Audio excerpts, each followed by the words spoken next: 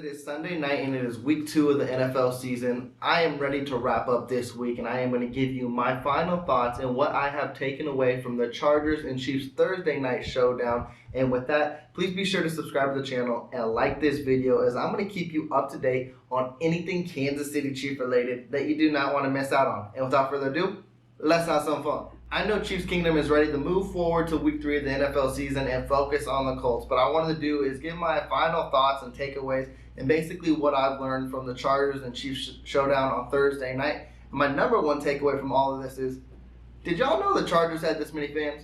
Like, where did they come from? Like, they don't even show up to the games. And now they're all over social media trying to tell us what a catch is and what an interception and what a penalty is all about. And I kind of wanted to address that a little bit, even though I addressed it in my instant reaction. My thing is, I just don't understand, and then also you got the NFL media as well, kind of, not condoning it, but like going along with it, saying the Chargers were the better team, yada, yada, yada. And I can agree to some fact with that. The Chargers did look like they outplayed the Chiefs.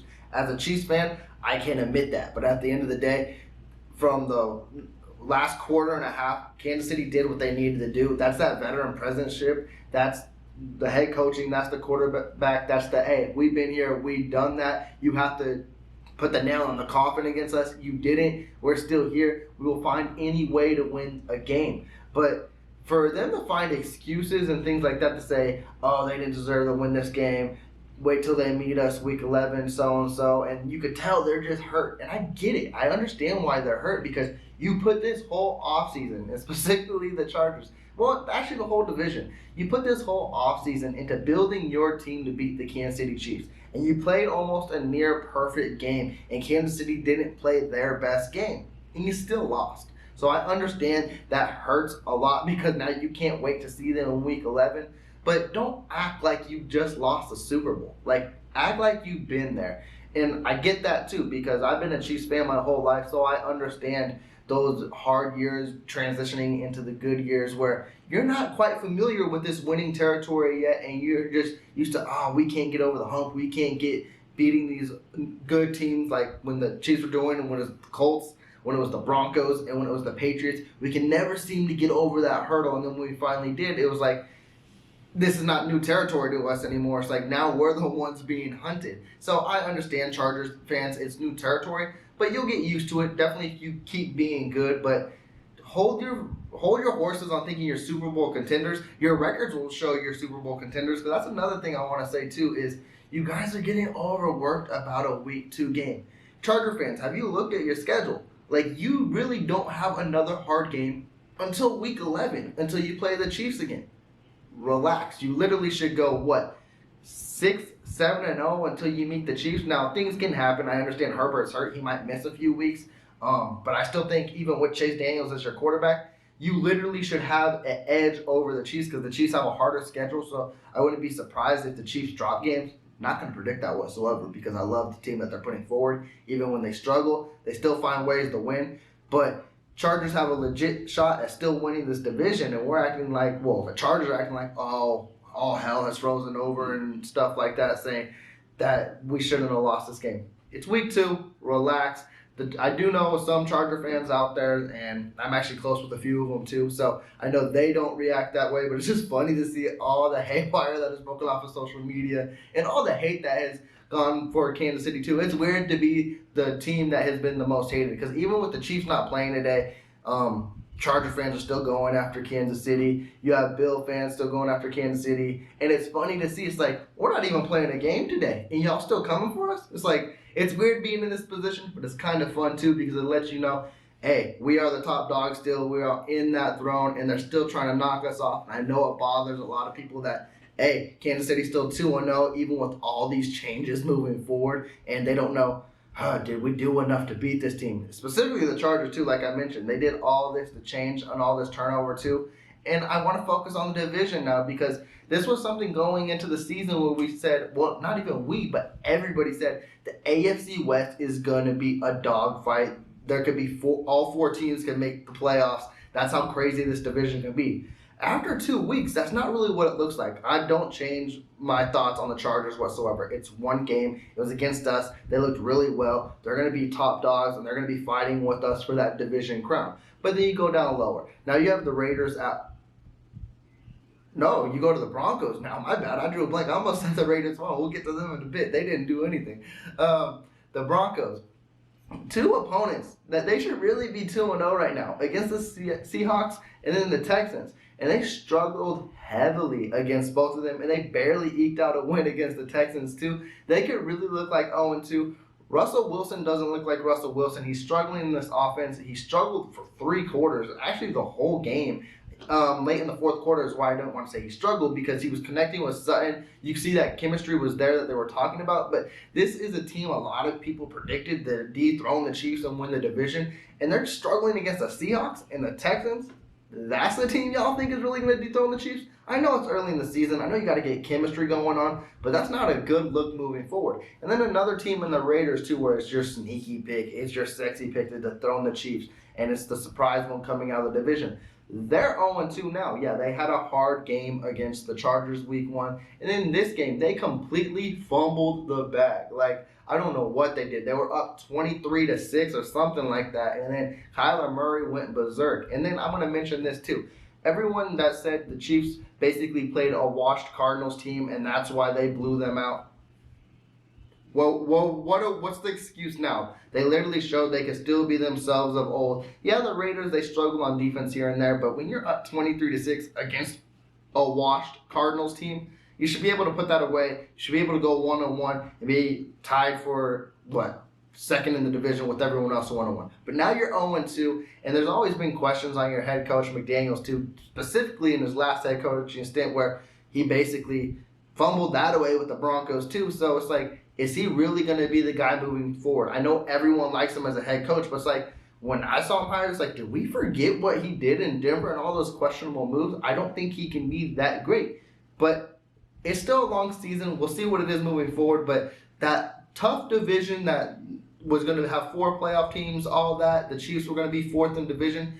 It's early, but it's not looking like that so far. And the Chiefs are looking like, hey, we still here. And you still got to take it from us. Now, I'm tired of talking about the other teams in the division because this channel is solely on the Kansas City Chiefs, and it's time to talk about some Chiefs football. And you saw the title of this video on why I believe the Kansas City Chiefs are still the best team in the NFL. And we'll get right into that right now. I'm not going to leave no clickbait. Wait to the end of the video. We'll talk about it right now. And why I believe the Kansas City Chiefs are better than ever, honestly. And you're going to be like, how do you take away that off of a Chargers game that they basically struggled throughout the whole game? Mahomes didn't look like who he was. The receiving core didn't look that great. How? Like, we've seen the Chiefs dominate throughout the year, so how do you think this is the best ever? And it's simple. It's because they're forming a more complete team, and they can win different aspects of the game now. If they can win games because the defense holds someone down, if they can win games just solely because a running game controls the game, and then you got Mahomes too when he can go berserk and go ballistic for 4, 5, or even 6 touchdowns, you don't know what way this team can beat you. And like I mentioned, it's September, so you don't want to overreact too crazy right now, but it's promising to see that against a Chargers team who basically executed on every level of the game and played a very great game that the defense ended up to adjust and stop Herbert, and then they ended up controlling the game on the run and ground and pound, and CEH did his thing. And Mahomes, you can look like it was what we would call from Alex Smith a game manager game. 230 yards, 2 touchdowns, nothing crazy. The defense did their things. Mahomes managed the game, and then the running game controlled it. If the Chiefs can win games like that and not just have to depend on Mahomes basically slinging the we're going to cut that out. Slinging the ball throughout the field and basically going crazy for like 500 yards a game like we had to depend on in 2018, 19, and they can be a complete team. Why is that not better? Like, when they were doing that, it's like there's huge holes on the defense. Like, Mahomes can't win these battles. Kansas City doesn't have a run game ever since they lost Kareem Hunt. This team is looking more well-rounded, and it's exciting to see specifically in this early season in September that you could see it forming really good. And that's why The Chargers, yes, I know Charger fans are saying they had a better team right now, and they just expect Week 11 comes by and it's going to be the same thing. No, it's not, because the Chiefs, like everyone knows, has a lot of question marks, and they're starting to slowly get answered. By Week 11, we're going to have a lot of those answers. And if Kansas City improve from what they look like in Week 2, that will be a way different game with the same result, different score. So Chargers fans, hold your optimism, because you should just enjoy the stretch of your easy games, because once you get in the later season, we know how that gets. Now, I wanted to focus on a few players solely from that game and who I think can have big impacts moving forward, and basically how I view the Chiefs can be a really successful team.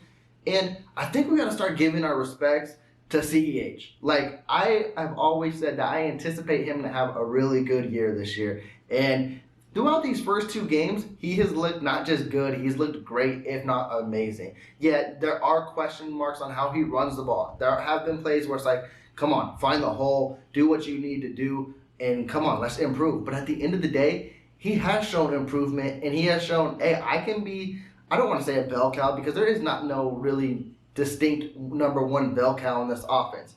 But CEH is the clear number 1 guy in this offense, and he's the clear best back in this offense. I know you will get a lot of pushback because people would be like, Pacheco has the better raw talent. Yeah, that may be, but at the end of the day, if you plug him in right now, can he be better than CEH? I don't know. He could be, he could not be. But right now, CEH has proven he's not ready to give up that job, and he hasn't done really anything bad to lose this job either. You can see at the start of the season, he has over 115 rush yards and over 75 receiving yards in the first 2 games, and he's averaging over 7 yards a carry too. Just imagine on that pace what that looks like. That basically looks like over 800 yards rushing and almost like 700 yards receiving. Probably more than that, and I'm just being nice too. I'm not trying to be unrealistic, but really that equates to almost over 1,000 yards and 1,000 yards receiving. I'm not saying he's on that type of pace, but just imagine if he has 800 rushing yards and around 500 to 600 receiving yards. That is the player we asked for. And honestly too, you needed both of these things to kind of mesh with CEH. You needed one to show that he can produce in this offense, and 2, you needed Andy Reid to show, hey, the kind of plays and schemes that you're going to give him moving forward, because coming out of LSU, we all knew what he was about. He was one of the best, if not best, receiving backs coming out of college. And Kansas City never used him that way. They used him like that against the Chargers, and they used him in the run against the Chargers too, and he looked really, really good.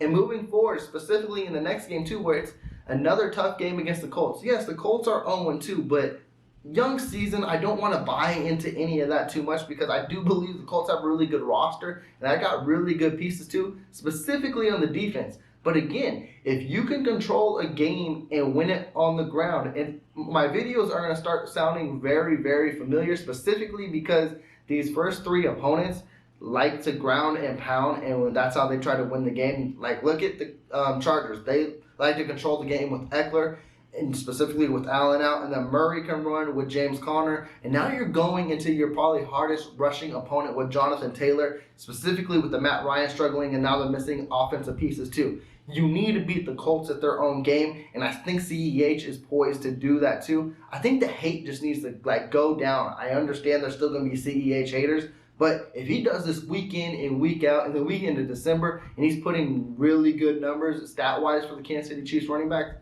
how can you hate on him? I say let him play it out, and let's see where this can take us. I'm really excited to see CEH improve. I just love the type of enthusiasm, I'll say, that he brings to this locker room. He's always happy.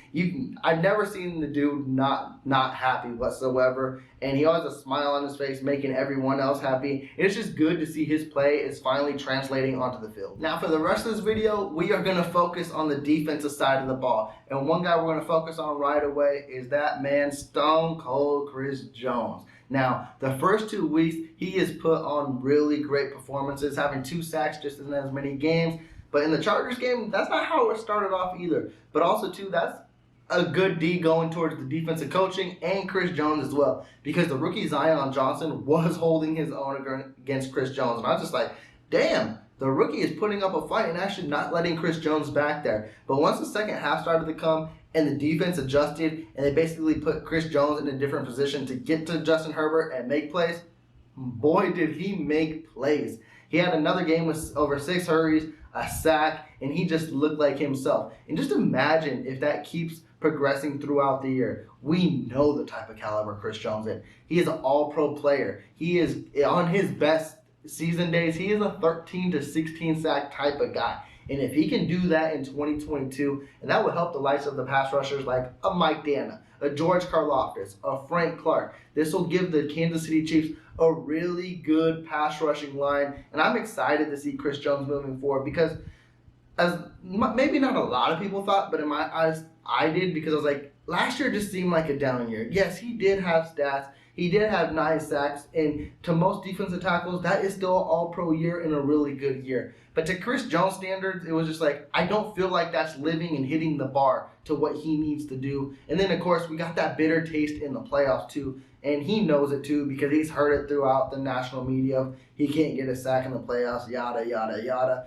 He does have a huge chip on his shoulder moving forward, and I'm glad to see that he's looking healthy, because that's been also a main concern over the last 2 seasons is the inconsistency of his health, where he might miss a few games and then come in, and then he can never really get into a rhythm of into pass rushing. If he could stay healthy throughout the whole season and we get the Chris Jones of a couple of years ago, he was basically, I don't want to say being compared, but stat-wise, he was up there with Aaron Donalds too, where he was an unstoppable force. And a lot of people forgot that. If he can remind a lot of people, this Chiefs D-line will be dead. Now I want to talk about one of my favorite players that you guys hear me mention time in and time out on this channel, and it is Juan Thornhill. Yeah, you may not have heard his name at all actually Thursday night.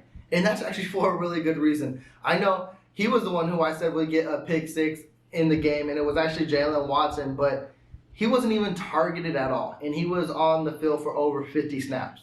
That is crazy. That means he was holding his own, and I guess you can look at it in different perspectives. It's not the same view as you would look at a cornerback, but at the end of the day, he was shutting down whatever part of the field he was on too. That's another solid week too for a guy who says he's an all-pro safety. And you're going to see him continue to grow and mold into one of those all-pro safeties. You might not hear his name more as early in the season, but I guarantee once we get into October and November and the quarterbacks can't avoid him no more, and he starts getting interceptions and he starts laying people out, you're going to realize he's an all-pro safety. It's funny because when Justin Reid was signed, he was signed with the thoughts of all Chiefs Kingdoms that he's here to replace Tyrann Mathieu. But now it looks like these two are doing it by a committee too.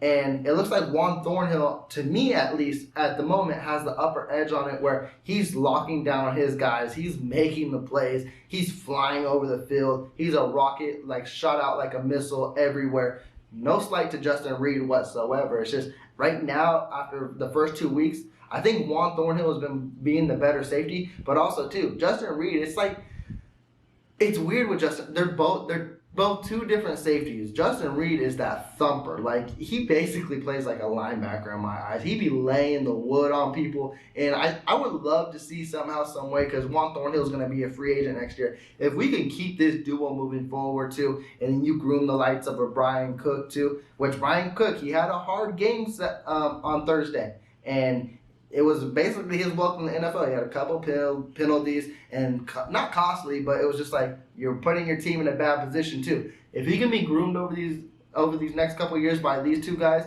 that trio, that secondary will be very solid moving forward. And I'm just glad to see Juan Thornhill basically making a 360 and showing everyone, hey, you remember me from rookie year? I still got that juice. Now to wrap up this video, I'm going to give you a 2-for-1 special. We're staying on the defensive side, and we're staying with the two leading tacklers in the linebacking core of Willie Gay and Nick Bolton.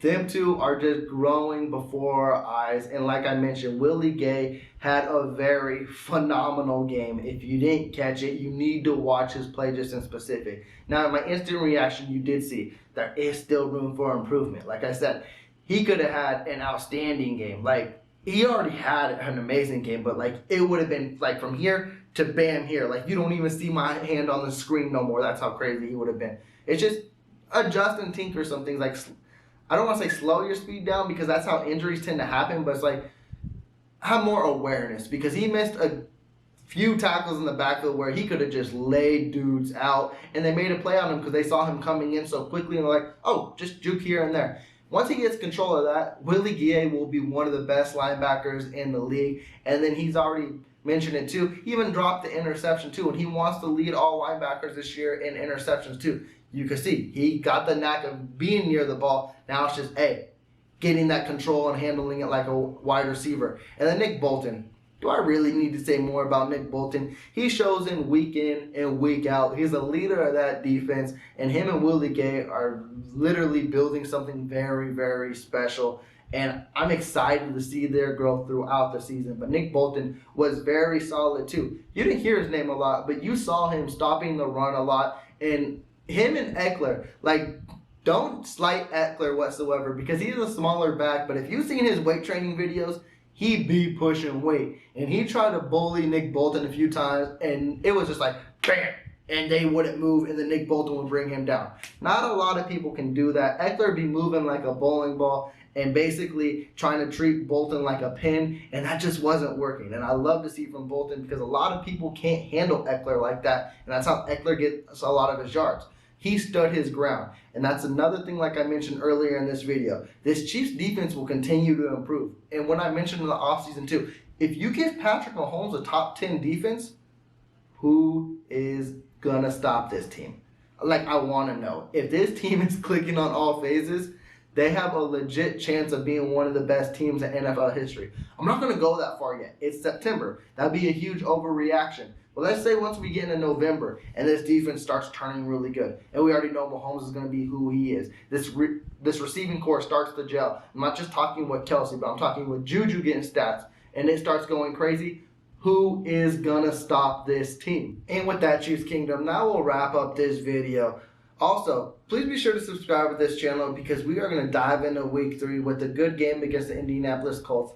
I know they are 0-2, but like I mentioned, it's early in the season. Anything can still happen. They do got a good defense. They got good pieces. This is definitely not a game the Chiefs should take easy. If you want to be up to date on any of that, please subscribe because I'm going to have videos throughout the week that you will not miss any game prep at all. And also, please give me that big thumbs up and like this video. With that, I am checking out. Y'all take care. Peace.